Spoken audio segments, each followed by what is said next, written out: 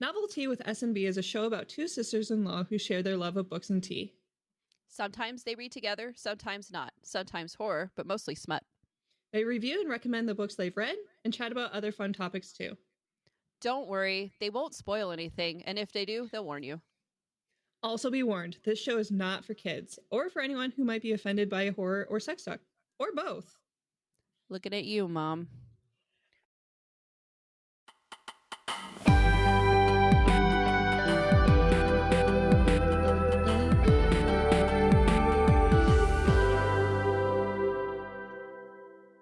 Hello, and welcome back to another episode of Novel Tea with S&B, the book club with a podcast. I'm your co-host, Beck. And I'm Stephanie. This is our June Wrapped episode where we dive into the pages of our latest reads and share our thoughts on the stories that captivated us. This month, we've explored a diverse range of genres and authors, each bringing their unique voice to the literary world. What do our listeners have to look forward to in this installment? On my end, it's Stealing Lady by D.B. Leigh, A Psalm for the Wild-Built, and A Prayer for the Crown Shy, both by Becky Chambers, Ghost Wall by Sarah Maas, Crown of Midnight, and Kingdom of Ash by Sarah J. Maas, and Night's Edge by Liz Karen. What about you? That was a lot. Eh, I also read Stealing Lady by D.B. Leigh and Ghost Wall by Sarah Maas. I read A Court of Wings in Ruin and A Court of Frost and Starlight by Sarah J. Maas. And On a Clear Day, You Can See Block Island by Gage Greenwood. I'm really excited to hear about that one because that one captivated you for a little bit. Yeah, it was pretty interesting. So let's start with our gifted title, which is Stealing Lady by D.B. Leigh. It is 240 pages. She was nice enough to send it our way, which we much appreciate. Yes, always. You want me to read the summary? Sure. Okay, cool. I'll read it. When the daughter of a billionaire falls for a handsome stranger from the wrong side of the tracks, the temptation of the forbidden romance tugs at Lady Ives' heart. She yearns for a taste of freedom beyond her father's powerful reign. The oppressive hold that Harlow has over the city emanates from a sinister, dark place. Lady, desperate to break free from her suffocating bodyguards, devises a plan to escape to the ocean. As she stands on the sandy shore, the salty breeze caresses her face, carrying with it a sense of liberation. The crashing waves beckon her, tempting her to imagine the exhilaration of true freedom. And this moment of vulnerability, Baxter, captivated by Lady's shattered beauty, seizes the opportunity to steal her heart. Together, they embark on a daring journey to elude the relentless protection detail, delving deeper into a web of treachery and deception that will forever alter Lady's life. Although the life she wanted was starting to thread together with Baxter, another romance of possessive passion blossoms within her and Stellan, her bodyguard.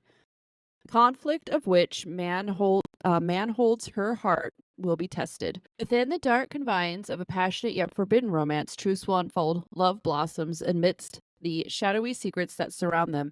An unexpected plot expand with every turn. Brace yourself for a gripping tale of desire, danger, and unforeseen twists that will leave you breathless. Okay, so for me, this one worked a lot better than Hollow Misfits. I felt a little more connected to the characters, the chapters. I understood the motives more, I would say, with these characters as far as what they were doing and why. And they all seem to have like independent personalities from each other. Yes. Not a huge fan of the insta love trope, but like she knew the guy for like 10 minutes. There's certainly like a market out there for it. I'm sure many people do enjoy it. And also, definitely take a quick look at that trigger page because she does 100% warn us what's going to happen. Yeah, there's some triggers. So I thought it was a fun, exciting book for the summer. You made a TikTok with you like sitting poolside with the book. Yeah. And that was just so perfect for it. I think it's like a fun summer read. It is a dark romance, so my idea of fun is a little different than most. With the beach and just the vibe. Right, yes.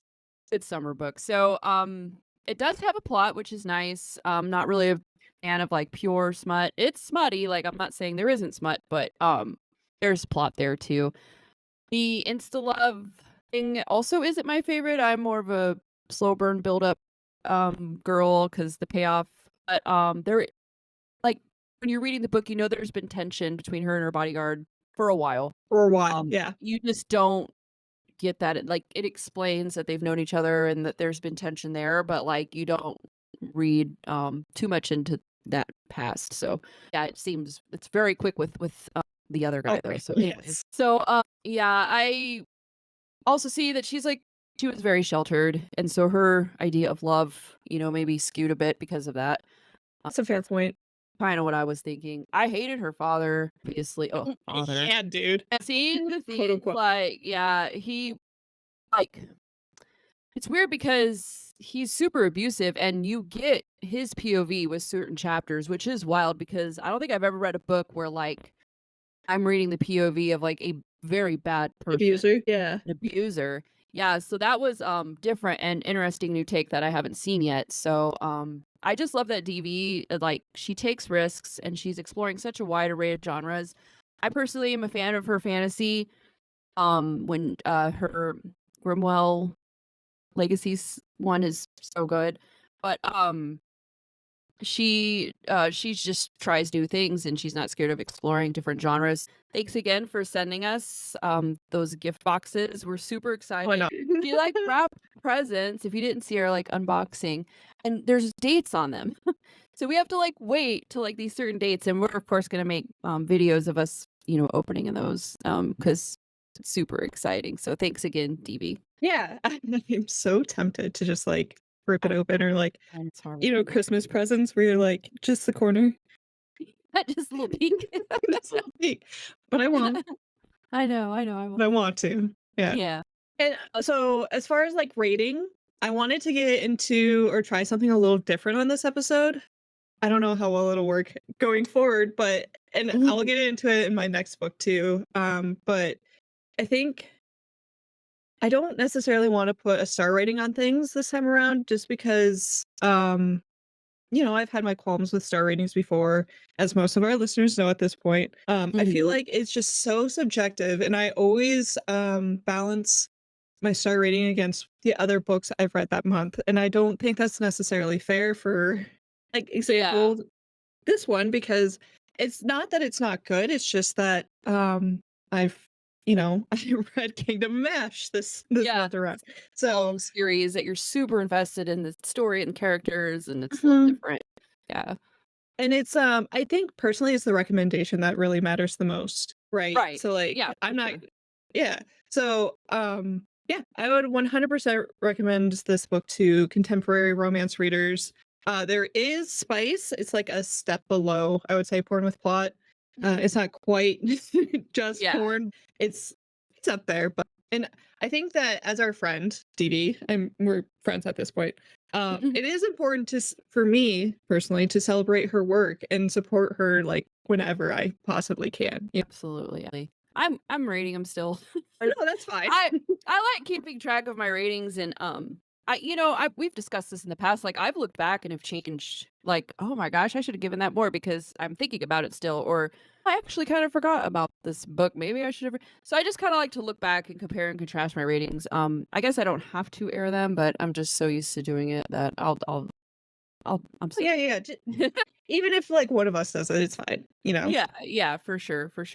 Of course, if any of our viewers would rather not hear a star rating, then yeah, let me know, and I can just give you my recommendation. But yeah, I would recommend this if you enjoy a smutty, like, dark romance. There is plot there, and it's pretty interesting where it goes. I don't want to give anything away, but yeah. No.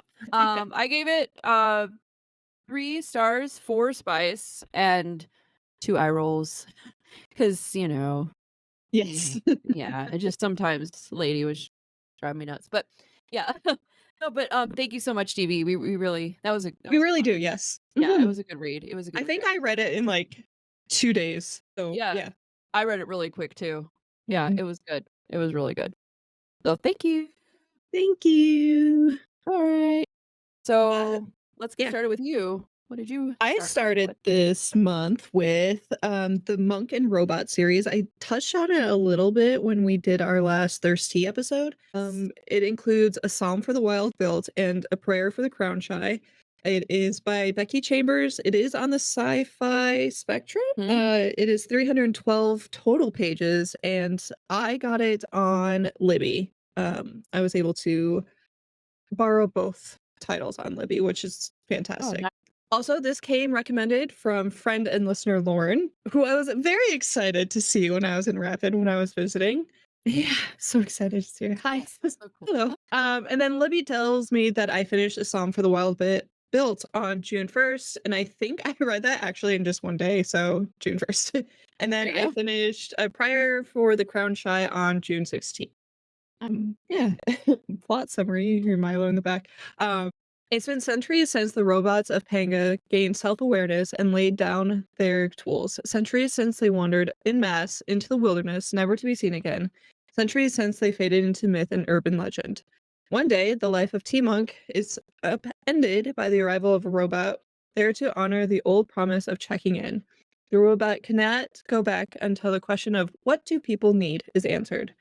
But the answer to that question depends on who you ask and how. So they're going to need to ask it a lot. I Yes. was very taken by this book. It is so incredibly gentle and contemplative. These robots use their gained self-awareness not to rush and do and have purpose, but to be and observe. So Mm. that was just like it was what I needed. Song for the Wild Built celebrates life's simple pleasures like the tranquility of nature, enjoying a cup of tea, and the satisfaction of preparing a meal. A lot of the times, these things can be overlooked by how rushed we are all the time, and it really is a reminder of how to slow down sometimes. And it also taught me that we don't need a grand purpose. Simply being is enough. Ooh, I like that. I know, dude. Wow. Like, it calmed me down quite a like, okay, so I still read a lot in June, but that's because I was on vacation and I had time and all of that fun stuff. It really has kind of, what do you call it? What is that word? Oh my god. Inspired. Inspired me to, just slow down a little bit and, like, it doesn't matter how much books I read as much as, like, am I actually enjoying the books I'm reading? Is this curating a list of books that actually, like, reflect who I am, kind of, if that makes Ooh. sense. Yeah, no, it does. That's Yeah. awesome. It was very sweet too. Dex and the robot are just I just really liked their banter and back and forth and the introspection of nature and all that. So, yeah, read it. I think you should read it too. You, Sound Stephanie. yeah. No, I want to. It sounds really good. And if you like Are you you have a lull in reading or like you feel like you just need a break, I would 100% pick this up. are you gonna buy it? Is it gonna be on your shelf? Yeah, Ah. I mean, it seems like it did a lot to it you. did. Yeah. It is not on Kindle Unlimited, I should say, but yes, it did affect me quite yeah. Yeah. That's always amazing when a book can do that to you. So Yes. that's awesome. What did you start off with this month? Calm and contemplative.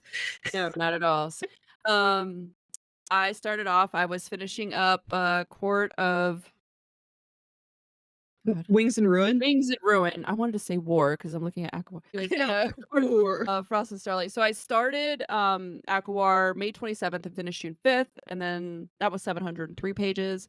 And then I started Fast June 14th and finished June 19th. And that's only 232 pages. And the whole series I purchased on Kindle, so they were read on my Kindle. So for the summary, I don't want to give out spoilers, so I'm not going to dive into the summary. My Nope. reviews will be very vague. So if you are craving a deep dive into all things ACOTAR, join us for our next Thirsty episode, Oops All ACOTAR. It will be on YouTube and Spotify and all the platforms July 18th, and we are going to just be going off about it. That's going to be All of it. the whole Yep. episode. It's just talking about all the books and all the things and theories, and well, I'm so excited. It's going to be so fun. So, I can't. I'm very excited too. Yeah, I'm reading the last one right now, Court of Silver Flames. And yeah, it'll be done. But It'll be done. yeah, I'm almost done with it. I've been flying through it. It's so good. But so for my very big spoiler-free review. Some things I could see coming, but never in a bad way. In a way that makes the suspense in this book almost too much. I couldn't read Mhm. it fast enough. I got a lot of emotions reading it. I really did enjoy it. All the characters are so well developed, and I feel like I know them at this point. Like I do. I know them. They're people. But I love that. I love that like I've spent so much time. I'm a slow reader, and because I've spent so much time for months now like reading about them, they're just like a part of me now, and it's just so neat and cool to have that. Some big surprises and a close call that almost wrecked me. We'll get into that later. Oh, I yeah. will say one thing, and I'm not gonna mention names or anything, but there was a scene where they were, having sex, and it was after, like, a battle, and so there's, like, people screaming in agony while they're Mhm.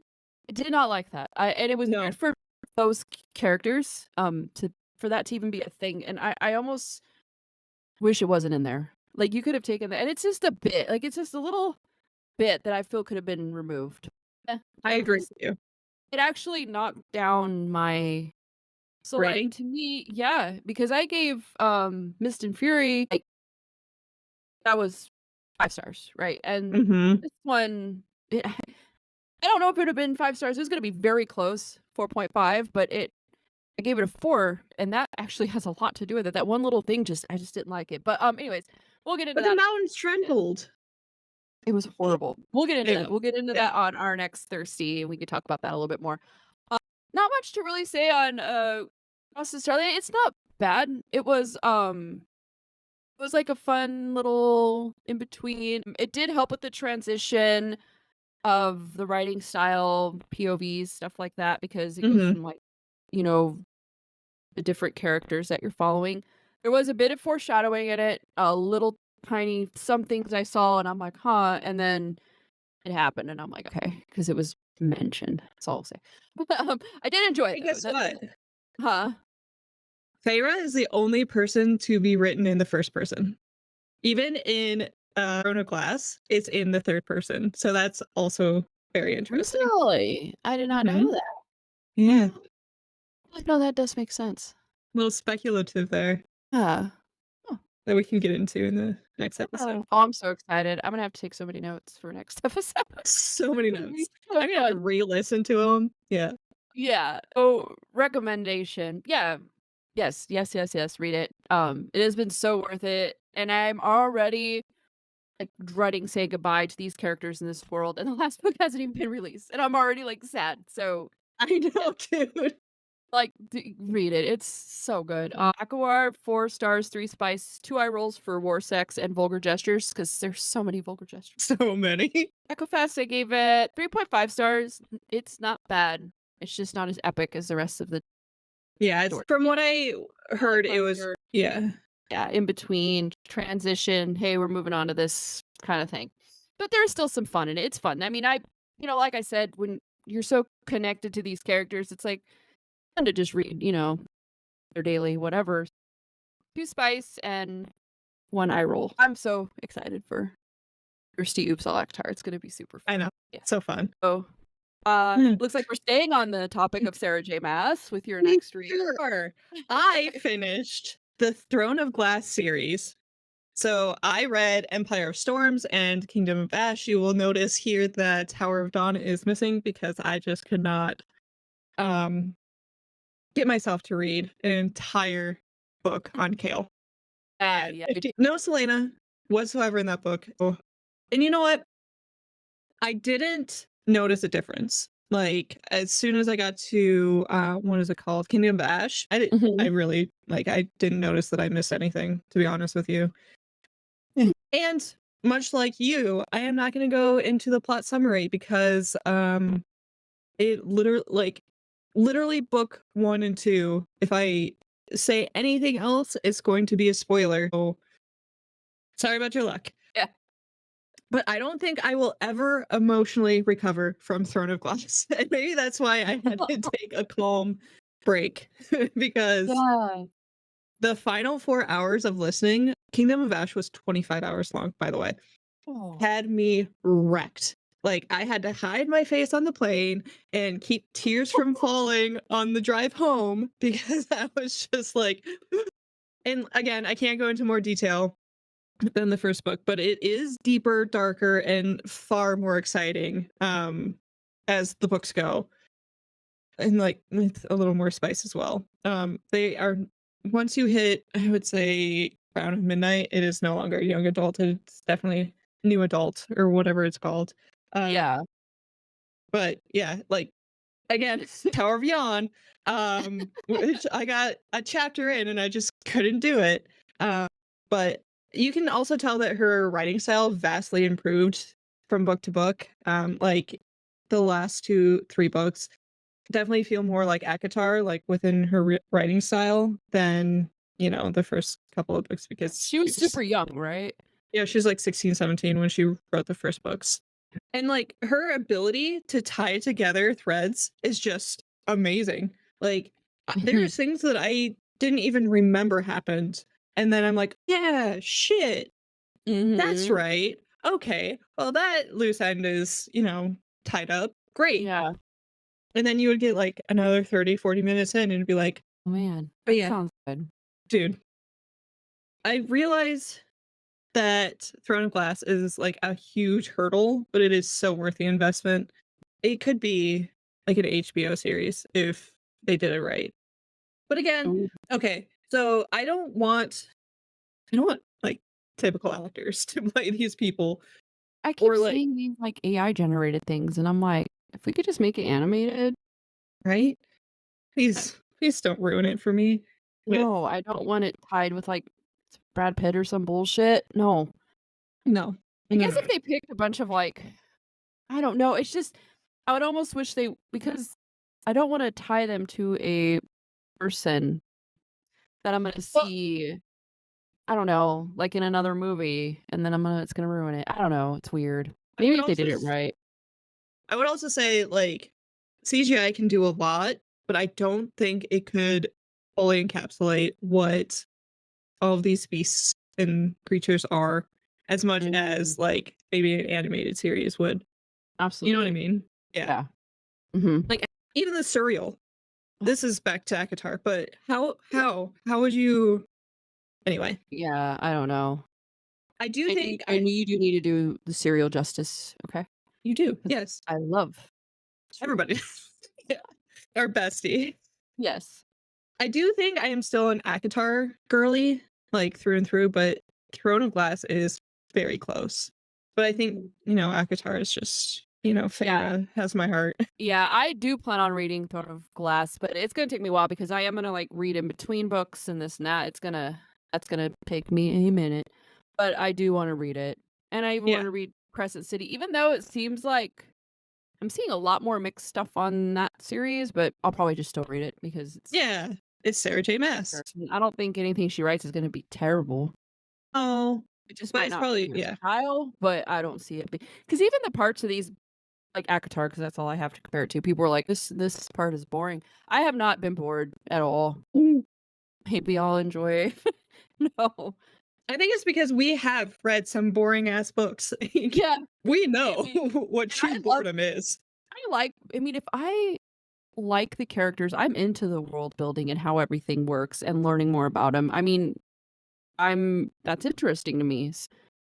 I don't know. I don't need I like think maybe those people are just like action. looking for, Yeah, action. like where I'm like, "Oh, this is nice." I don't know. Anyways, How do the flowers bloom? No. yeah.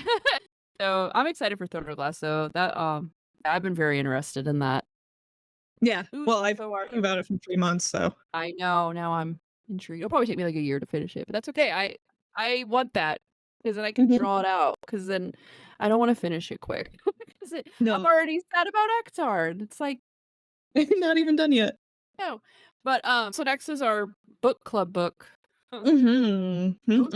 By Mhm. Sarah Maas, folk horror, 146 pages. I bought mine on my. You bought yours on your Kindle as well, right? I Mhm. bought mine on my Yeah. Kindle. Yeah, yeah. And boy, didn't those 146 pages feel long. Mhm. Mhm. Ghostwall is in the north of England, far from intrusions of cities, but not far from civilization. Sylvie and her family are living as if they were ancient Britons, surviving by the tools and knowledge of the Iron Age. For 2 weeks, the length of her father's vacation, they join an anthropology course set to reenact life in simpler times. They are surrounded by forests of birch and rowan. They make stew and forage fruits and hunted rabbits. The students are fulfilling their coursework. Sylvie's father is fulfilling his lifelong obsession. He has raised her on stories of early men, taking her to witness rare artifacts, recounting time and again their rituals and their beliefs, particularly their sacrifices to the bog. Mixing with the students, Sylvia begins to see, hear, and imagine another kind of life, one that might include going to university, traveling beyond England, choosing her own clothes and food, and speaking her mind. The ancient Britons built ghost walls to ward off enemy invaders, rude barricades of stakes topped with ancestral skulls. When the group builds one of their own, they find spiritual connection to the past. What comes next but human sacrifice? My God, that took me a little while, but It's okay. I think it's because so what jumbled me up there is that the ghost wall only took place in the last 20 pages. Yeah, it really did. I think that's why I was like, wait, what? What? This book was a letdown, and I'm so sad because reading that synopsis, it sounds right up my alley. Like, it's amazing. Thought I was gonna enjoy it, and I didn't. And for me, like, the writing style was very odd and hard for me to follow. There was never really any distinction between like who was talking. Like, it would say after, like, I don't know, we're going to the forest. There was no quotation marks. Yeah, and it'd be like, we're going to the forest, said Dan or whatever, right? I don't remember. Whatever. Yeah. No. And I'm just like, okay, if you saw it, you would understand. Like, it was really hard to follow. No separation in paragraphs, no quotations, no nothing. I had a hard time distinguishing like who was saying what, but you had said it was more probably like we were, I don't know, I don't want to like put words in your mouth, but did you say it was like kind of like her internal monologue we were following? Yeah, it was like a stream of consciousness almost, like. There it is. Yeah. And that did make sense. I really couldn't follow it at first. I did get used to it. I will say, like, the more I read it, the more I kind of like it became easier for me to follow. Like, I just got used to the writing style. It's so weird because this book was so interesting and so boring at the same time. I know, dude. How does that happen? Like, I don't like it was both. It was like interesting seeing how they're like living and everything she's going through. But at the same time, I'm like bored. I don't know. It was just weird. That. To me, I really hated the ending. Oof, I hated it. It was a lot of build up and then a very like anticlimactic ending. I was like, yeah. I'm gonna bring that up too. Yeah, I was just like, so I feel like also, you know how like a book, when it's written, it's typically like introduction, rising action, climax, falling action, conclusion, right? Yeah. So that's a book. And was there like a real big climax to the book? No, like not in my opinion. It just kind of ends. Oh, yeah. Bullshit. And then you're like, oh. So it's like rising action. Guess that's done. It was like rising action conclusion. I'm like, that's it. Okay. And I knew because I'm getting close towards the end and I'm like, you see that percentage at the bottom? I'm like, how is this going to happen? With all that, I did feel for Sylvie. I really did. Yes. I wasn't able to like connect with her necessarily because of this. There was so much going on with how it was written. I was having a hard time, but I did feel for her. Like I did. And her father was horrible and her mother was your typical like shithole bystander. You know, I don't have any sympathy for someone who watches it happen and never intervenes. No, yeah. Yeah, you're just as bad in my opinion. The whole book though, overall to me was very mediocre and nothing really stood out. You know, I was very excited because as a Hosier enthusiast, the idea of like bog bodies is very interesting and like how they like created and all of that. And then this was kind of just like, but that's it. Yeah. But the last book I'm going to talk about has some interesting parallels with this book. It's like the loner kid with poor social skills and sapphic tendencies, but where this book let me down, that book kind of gave me what I was looking for. as far as like the spooks and the, the Oh yeah. tension and all of that. But and then like while I was reading this book, all I could think about is the Bob's Burgers Halloween episode, Apple Gorchard, but not gory. This wasn't gory either. Yeah, no. But long story short, there's like these pagan recreationists in an apple orchard, and things seem really scary, but then they end up not being scary. So the parallels were very interesting. And then I'm going to put the spoiler here in case you did not read this book with us, but the ending really threw me off. Like, she may or may not have been sexually assaulted during the thing. Like, that was the climax or whatever. Yeah. But then the author decides to tell us how Sylvie, really, who is a minor, by the way, and who is attracted to women, which is not the problem here, but she finds comfort in the soft legs of an adult who is taking care of her. Like that. I don't know. And like talking about how like neither of them are wearing bras. It's like, dude, Yeah. what the fuck? I was just like, Pop showed up and I'm like, oh, what? Yeah. I don't know. The whole thing was just, and then it was over. And then it was over. And then you're like, that's, I guess, 4 hours of reading and not getting back. Dude, it took me forever to read this. Let me see. Did I write how? I don't think I did. It took me a long time for 146 pages. It took me like several days. I just couldn't. But so for my rating and recommendation, I say no. In my opinion, there's better things out there. I thought it was a great idea with just not very good execution, in my opinion. I did give it 2.5 stars. I did feel for Sylvie, so the fact that I felt something means something, and I finished it. So 2.5 stars. There's like really no spice in it. There's a couple of like weird, things, but I said 0.5. I don't know. What would you give it? Yeah, probably 0.5. There's a lot of it's not really like spice. Yeah, it's like it didn't really roll my eyes at anything, but I did yawn. So I'm gonna give it 3 yawns. 3 yawns. Perfect. I'm gonna agree with you. I think you hit the nail on the head perfectly. I would recommend my last book of today's episode over this one if you're looking for something that gives you that like coming of age, spooky stuff. That's kind of what I have coming up. Yeah, I know. I was able to squeeze in or not that because that really wasn't, but real horror. No, this month, as I always try to do. So I read a long title. On a Clear Day, You Can See Block Island, and it's by Gage at Greenwood. Horror mystery. There's mystery in it. I started it June 9th, finished June 14th, and 274 pages, and it is on Kindle Unlimited. So yeah. So the summary is they left the island, but the island never left them. 4 years after the Keating family endured the darkest experiences of their lives, the children are all fighting to move on. Charlie's anxiety has control of his life. Angela is afraid of the dark. Brian suffers from a drug addiction. Chrissy struggles to remember what happened to them, the details forever haunting the outskirts of her mind. But when new information comes to light about what they had witnessed, they make a plan to escape their problems once and for all. Sometimes the only way to confront your demons is to face them head on. So the Keating siblings decide to go back to the island and call their monsters out of the darkness. They soon realize the terror awaiting is much more than they bargained for. On a Clear Day, You Can See Block Island is a coming-of-age horror novel about grief, PTSD, and how some horrors never end.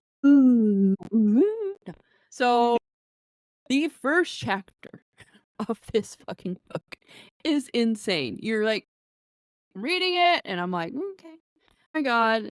And then my God, and then that's it. The first chapter. No, not the book, that's it. Just like it's just freaking like it was so insane. The first chapter is just best, most brilliant thing. It just, if you're like one of those people who likes to be like sucked in immediately, like this is it. I think I'll be thinking of this book whenever I hear the words or see the words "Welcome Home" now, and it'll give me the creepies forever. I was just like, holy shit, this is wild. It was so so good. Then after that, you fast forward 4 years to their current life. So that's what happened, the thing. I don't want to give it away. And then now you're present day, right? 4 years later. And with them in their current life and all their struggles that they have due to what they witnessed that day on Block Island. I believe this book does write grief and PTSD very well.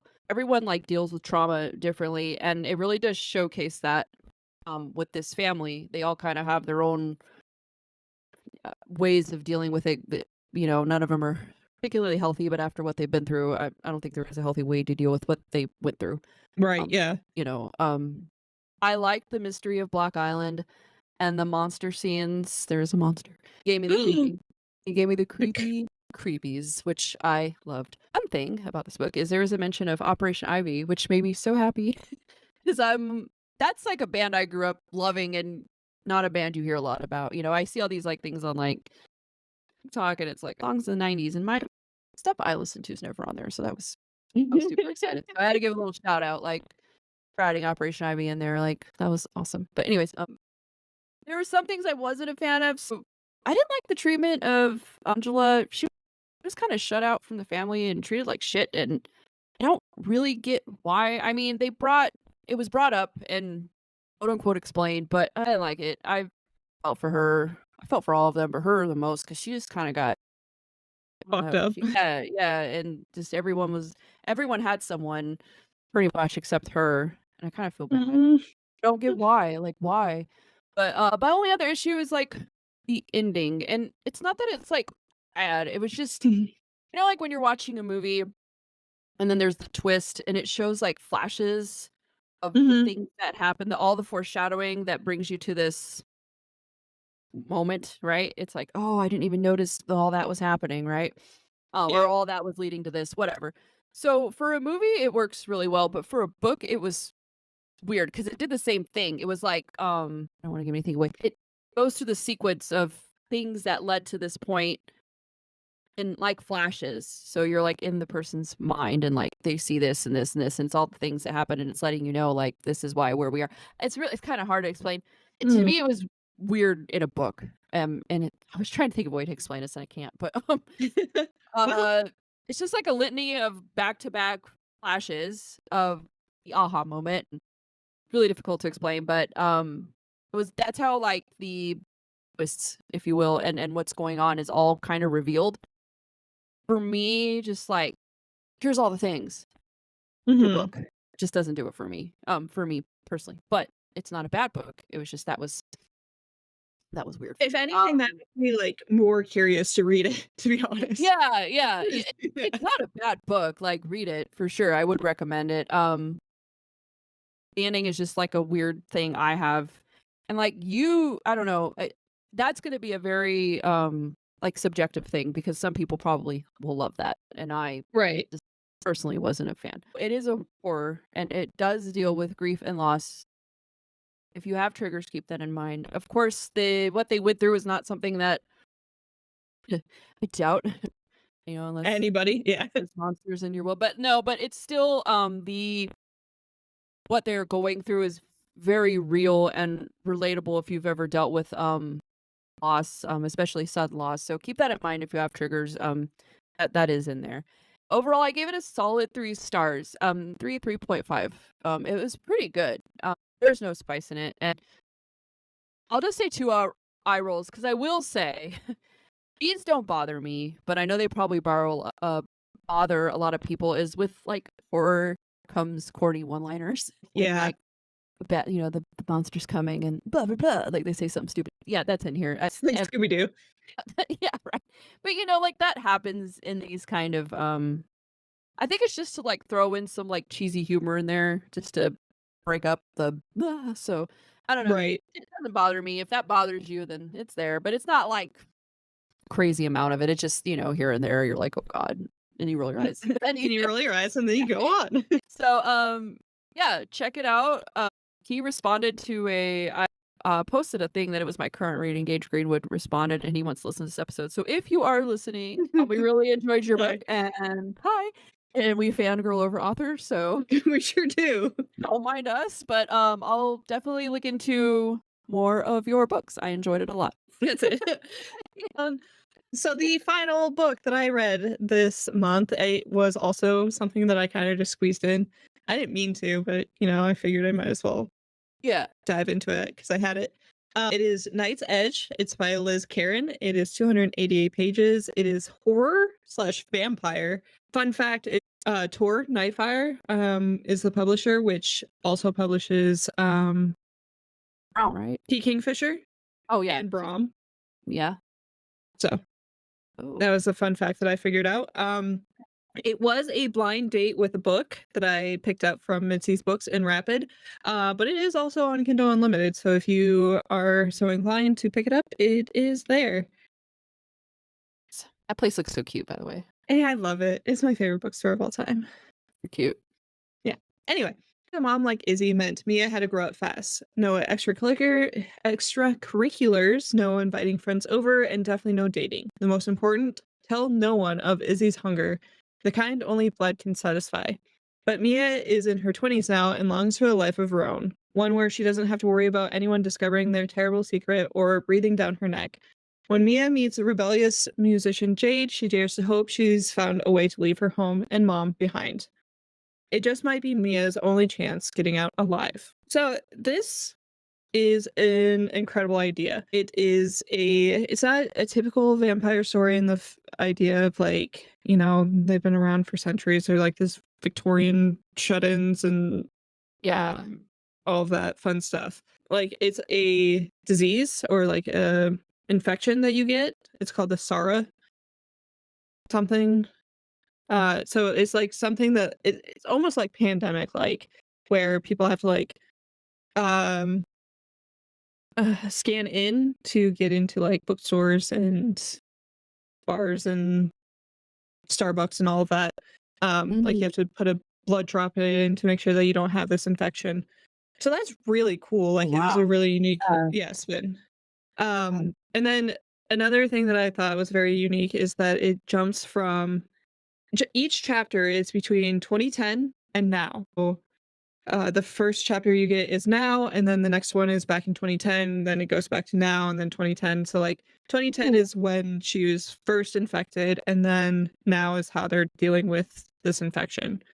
So you get like the story of how they got to be where they are, but it helps breaking it up because then you like get more detail of how this has been going on so long or how they have managed their daily lives and how Mia is so fucked up.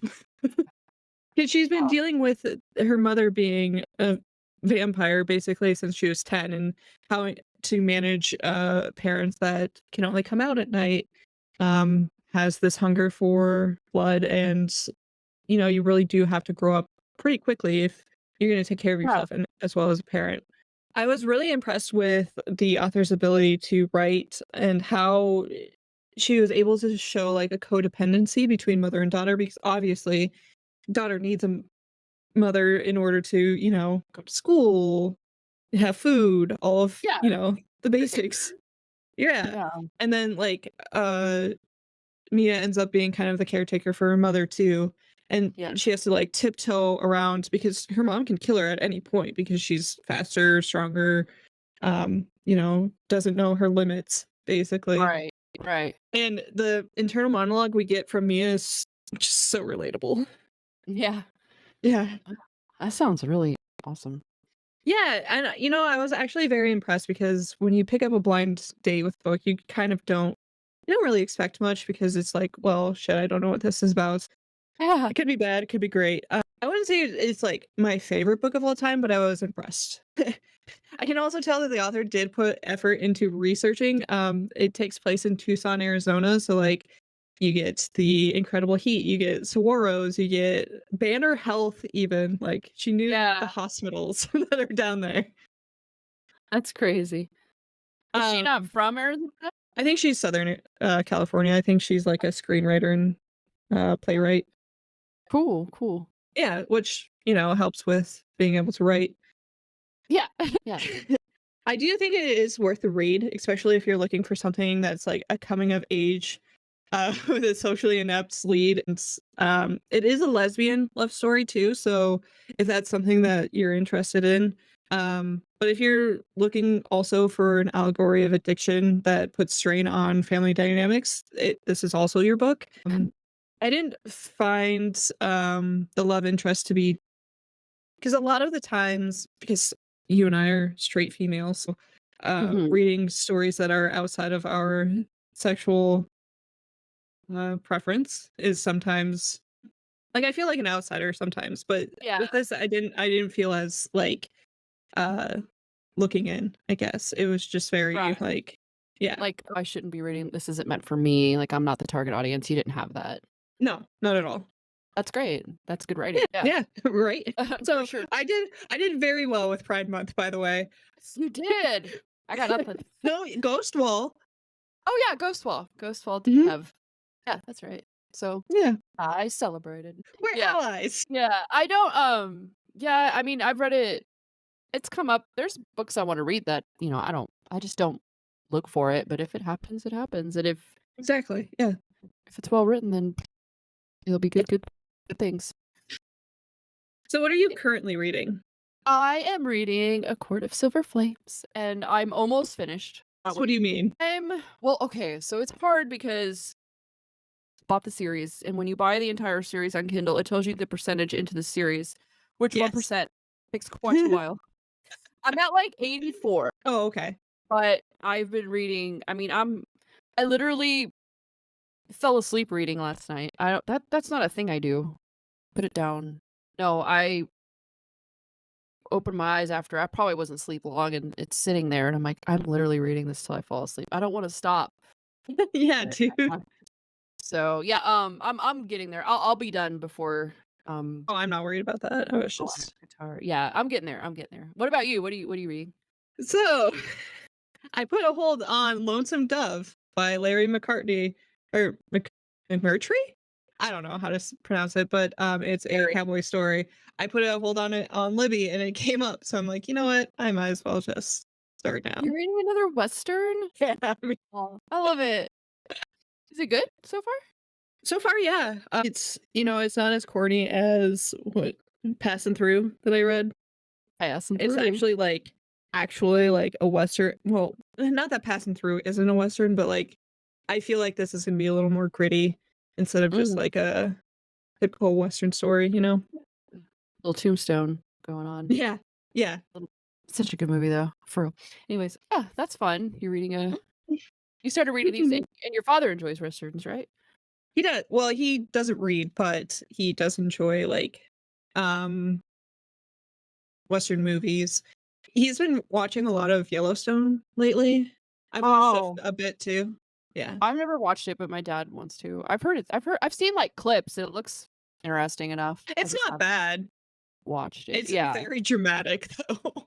Okay. It's almost like a what do you call it? So Yeah, yeah. almost. Like this family goes through like Jesus Christ. Yeah. Okay, But so that sounds fun. But mhm. okay, so July's read with SMB will be A Fragile Enchantment by Alison Saft. So if you want to read with us, I will give you guys the synopsis. So, in this romantic fantasy of manners from New York Times bestselling author Alison Saft, a magical dressmaker commissioned for a royal wedding finds herself embroiled in scandal when a gossip columnist draws attention to her undeniable chemistry with the groom. I'm going to try Mm. my best to say this name. I think it's Neem. Neem Oh, that one. Poncho Poncho hair? Poncho Neem Nimina. Yeah. Neem has Yeah, Neem. never let herself along for more. The magic in her blood that lets her stitch emotions and memories into fabrics is the same magic that will eventually kill her.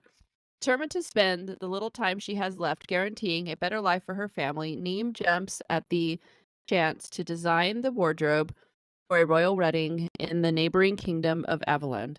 Avaland is while young nobles attend candlelit balls and elegant garden parties, unrest brews amid the working class.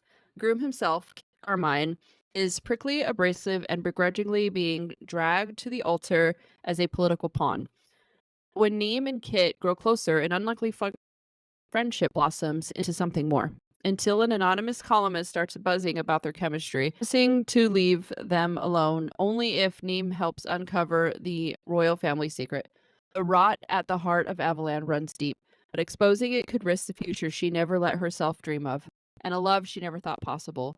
Transporting readers to a Regency England-inspired fantasy world, A Fragile Enchantment is a sweeping romance threaded with intrigue, unforgettable characters, and a love story for the ages. Doesn't that sound whimsy and fun? It does. I think we I both were talking about it last Thirsty. I'm so excited. so fun. I don't know. I remember reading this and I'm the synopsis and I'm like, oh, that's like really cool magic. And I'm like, oh, I bet this is so like It's so sweet. Yeah. this is fun. Oh yeah. It is 373 pages and on Kindle Unlimited, so if you want to read along with us, please do. I always appreciate when others read it with us. Yeah.